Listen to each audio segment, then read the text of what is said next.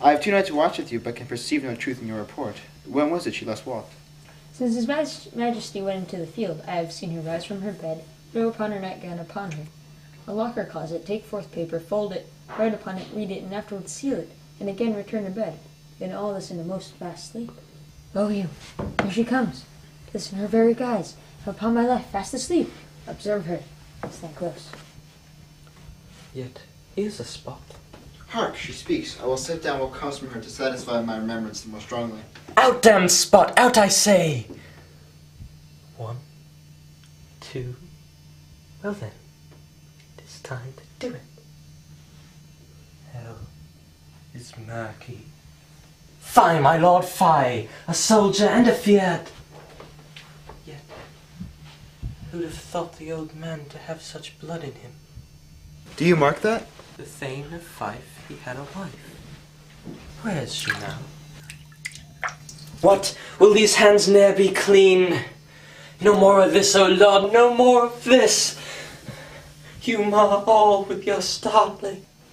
Go to, you have known what you should not. She has spoken of it, she did not. I know of that. Heaven knows what she should have known. Yet, here's the smell of blood still. All the perfumes of Arabia would not sweeten this hand. Oh, oh, oh. What a sigh is there, the heart surely charged. This disease is beyond my practice. Wash your hands. Put on your nightgown. Look not so pale, I tell you, yet again Banquo is buried. He cannot rise from one's grave. Even so. To bed, there's a knocking at the gate. Come, come, come, give me your hand. What's done cannot be undone. To bed, to bed, to bed. Will she go now to bed? Directly. Bring me no more reports. Let them fly all. Till Burnham would remove to Dunsinane, I cannot taint with fear. What's the boy Malcolm? Was he not born of woman? The spirits that know all unmortal consequences have pronounced me thus. Fear not, Macbeth, for no man that's born of woman shall e'er have power upon thee. Then fly, false thanes, and mingle with the English epicures. The mind I sway by, and the heart I bear, shall never sag with doubt, nor shake with fear. The devil damn thee black, thou cream-faced loon! Where got'st thou that goose look? There's 10,000 Geese, villain! soldiers, sir. Go prick thy face and overread thy fear, thou lily-livered boy. What soldiers, Patch? Death of thy soul! Those leaning cheeks of thine are counsellors to fear. What soldiers, wave face? The English force so please you. Cousins, I hope the day is near at hand that Chambers will be safe. We doubt it nothing. What wood is this before us? 'Tis Burnham wood. Let every soldier hew him down a bow, and beareth before him. Thereby shall we shadow the numbers of our host and make discovery, and report of us. We learn no other, but the confident tyrant keeps still in Dunsinane, and will endure our setting down before it. 'Tis his mean hope, for where there is advantage to be given, both more and less are given him to revolt, and none serve with him but constrained things, whose hearts are absent too. Let our just censors attend the true event, and put we on industrious soldiership. The time approaches. That will with due decision make us know what we shall say, we have, and what we owe. Thoughts speculative, their unsure hopes relate, but certain issues strokes must arbitrate, towards which advance the war. Wherefore was that cry? The queen, my lord, is dead.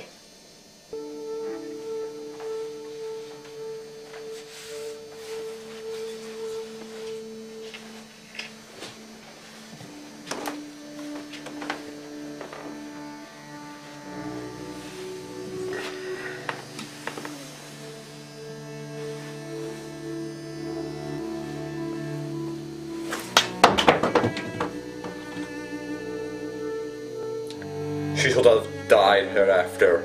There would have been a time for such a word. Tomorrow and tomorrow and tomorrow creeps in this petty pace from day to day, to the last syllable of recorded time. In all our yesterdays have lighted fools the way to dusty death. Out, out, brief candle! Life's but a walking shadow, a poor player that struts and frets his hour upon the stage, and then is heard no more.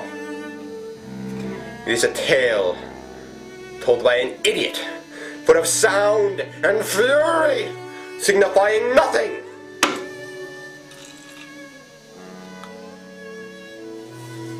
Sir, as I stood upon the hill, I looked forward from Byram and Anna, and I thought the woods began to move. Liar and slave! Let me endure your wrath and be not so. Within 3 miles when you see it coming, I say, a moving grove. If thou speakest false, upon the next tree shalt thou hang alive till famine cling thee. If thy speech is sooth, I do not care if thou dost for me as much. I pulled in resolution and begin to doubt the equivocation of the fiend that lies like truth. Fear not, till Burnham wood do come to Dunsinane. And now, a wood comes toward Dunsinane. Arm! Arm! And out! If this which he avouches does appear, there is nor flying hence nor tarrying here. I begin to be weary of the sun, and wish the estate of the world were now undone. Ring the alarm bell! Blow wind! Come rack! At least we'll die with harness on our back!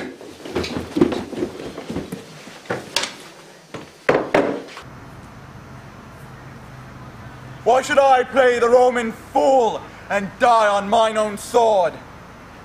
Whilst I see lives, the gadgets do better upon dead. Turn, hellhound, turn! Of all men else, I have avoided thee. But get thee back!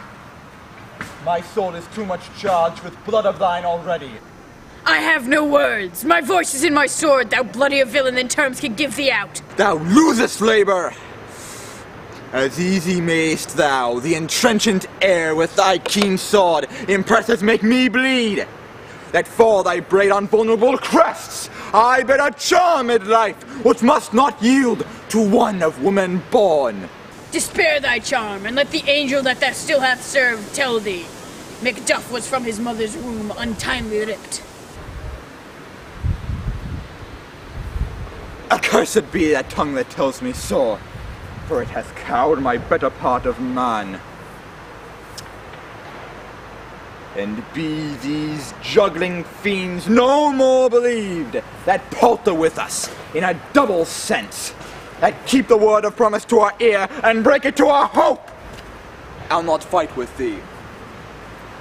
Then yield thee, coward, and live to be the show and gaze the time. We'll have thee, as our rarer monsters are, painted on a pole, and under it, here may you see the tyrant. Though Burnham would do come to Dunsinane, and thou opposed, being of no woman born, yet I will try the last. Before my body, I throw my warlike shield. Lay on, Macbeth. Damned be him that first cries, "Ho, enough!"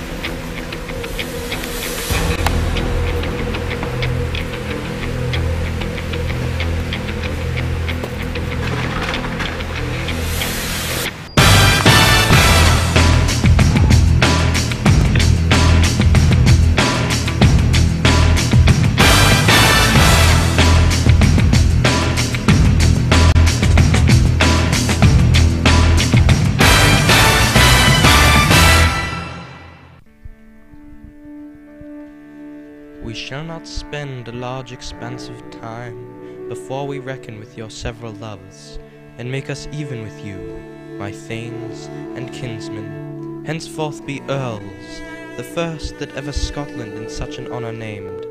What's more to do, which would be planted newly with the time, is calling home our exiled friends abroad. So thanks to all at once and to each one whom we invite to see us crowned at Scone.